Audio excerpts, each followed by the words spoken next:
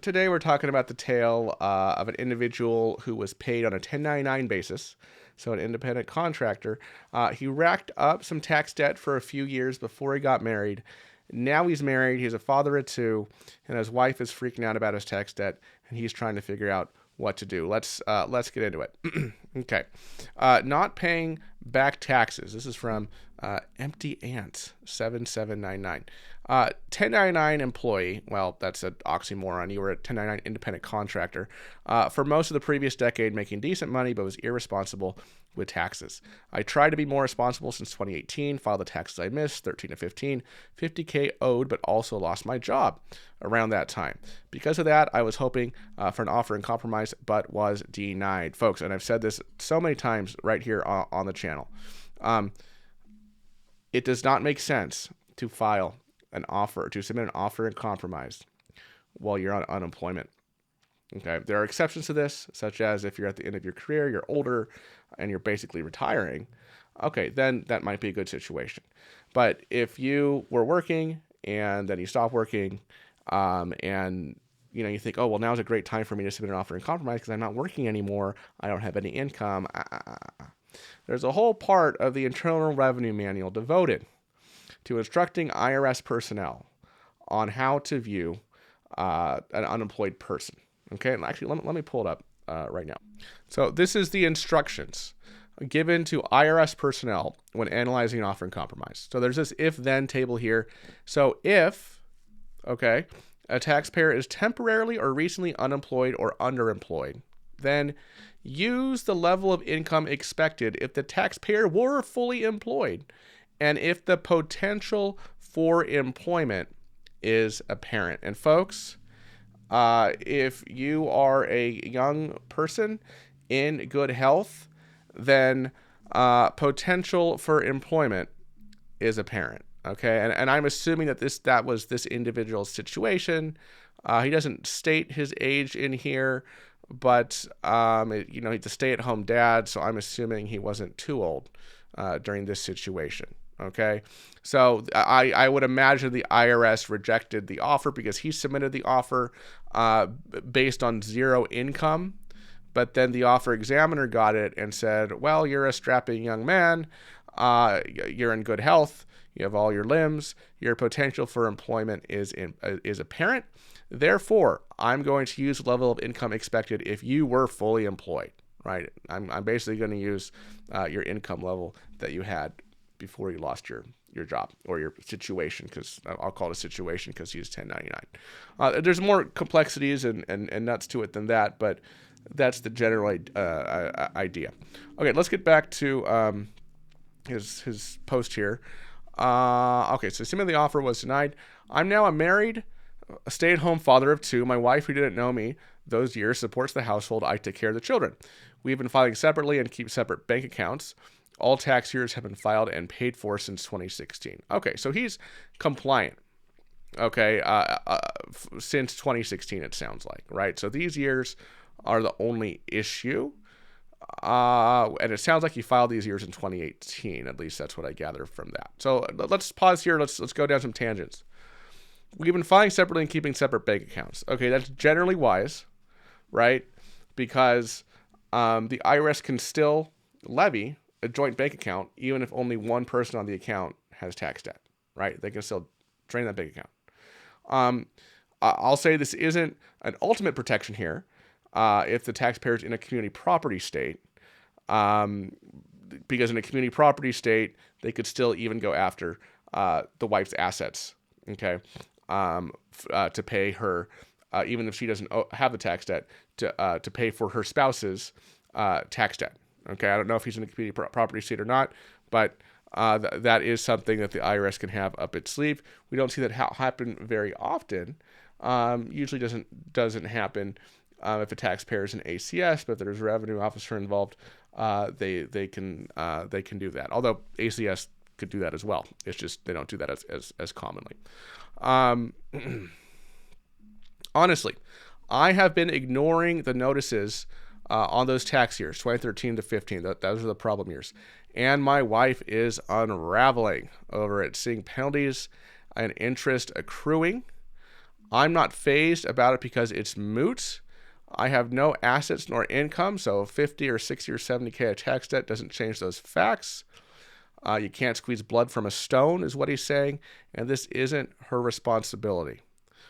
I am now posting here for the statute of limitations. Okay, he's done his research. He knows that the IRS has 10 years to collect a tax debt from the date of assessment, which in this case would have started when he filed the returns, which I think is back in 2018. Now, the offer in compromise would have told that the statute a bit. Okay, so when you submit an offer in compromise, that 10-year time limit the IRS has to collect is extended for the pendency of the offer in compromise. Basically, the length of time the IRS, it was sitting on the IRS's desk waiting to be reviewed.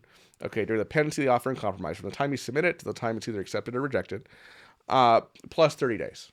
Okay, so oftentimes, this isn't exact, but submitting an offer in compromise can toll the statute of limitations for anywhere from 6 months to a year or more, right? So keep that in mind here, because he specifically brought up the collection statute. And so what's his question? My employer that I was contracted by, well, not really an employer because he was an independent contractor, but I get what he's saying. My employer that I was contracted by at the time notified the IRS every year, 13 through 15, but I didn't file until 2018, which date would be used. I imagine when he's saying his employer or whoever hired him notified the IRS, I assume he means that they sent the IRS a 1099. I assume that what he means here, but he didn't file until 2018, which date would be used. So assuming the IRS didn't file SFRs for these years at any point, the 10-year clock would start ticking from the date of assessment based on the original tax returns that he filed. Right, so he filed these in 2018. The tax would have been assessed shortly after he filed them, at some point in 2018. Usually within 5 or 6 weeks after the returns were filed. So it'd be 10 years from that date, that assessment date in 2018, plus the period of time the offer in compromise was pending, plus 30 days, plus an allotment for any other tolling events that he didn't mention in this post, right? So this tax debt, it wouldn't be falling off until probably 2029 at the earliest, right? So that's in about 5 years from now. So he's going to have to stay off the grid for at least another 5 years, right? He says, as of this moment, I haven't contacted anyone. I was just going to wait it out. I'm not interested in a moral debate, just facts if possible. I'm raising babies and I'm clean with the IRS for 7 years with no assets or income. What happens next? As it stands right now, I can't see 2013 details in my IRS profile of that debt. Just drop off when the year clicks over. What say you? So I basically just answered this question of when the tax debt is going to drop off. If he is in a community property state, it's possible that despite this, that his wife's assets may be somewhat exposed. But for this level of tax debt, I don't think that would really happen. I don't know if they own a house together. I mean, he says he has no assets, right? So, even if they filed a notice of federal tax lien against him, he says he has no assets, right? So no house, no nothing. So that's neither here nor there. Obviously, if any assets were accumulated before the tax debt drops off, it could affect that. But at this stage in the game, I think this guy may be on the right track here in terms of what he's thinking, because sometimes the answer, folks, really is to just wait out the statute, wait out the collection statute. Don't do anything. Just wait it out, right? But the important thing is you want to monitor. Okay, or have your tax professional monitor your transcripts in your situation to make sure the IRS isn't gearing up to do something. But in this case, what could the IRS really do? He isn't making any money. He has, I assume, not very much money in the bank account, right? Because he's not making any money. I don't know. Maybe his wife gives him some money to spend or something to, on the kids or whatever. He has no assets, right? So, let's say he has a few $100 in the bank at any given time. Okay, the IRS gets the bank gets the levy notice. Okay, they get $300 or whatever, right? So he's kind of on the right track here. I mean, I would have more questions for him, but my recommendation here for him may be to simply wait out the statute. So, because if you tried to, get in something like a CNC or PPI or something like that, they would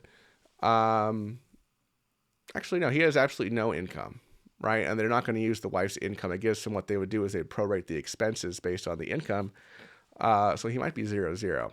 But in this case, I'd say probably best to let sleeping dogs lie, as a matter of fact. I mean, there might be some instances where it would make sense to get into a resolution like a CNC or a PPIA. But in this particular case, I would probably say let the sleeping dogs lie, unless there's something that's not disclosed in this post.